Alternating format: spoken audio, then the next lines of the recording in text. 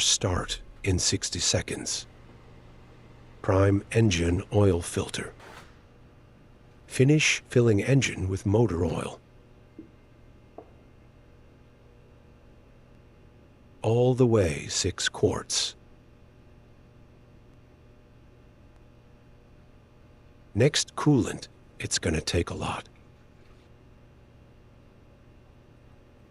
We have a couple gallons to put in. Radiator topped.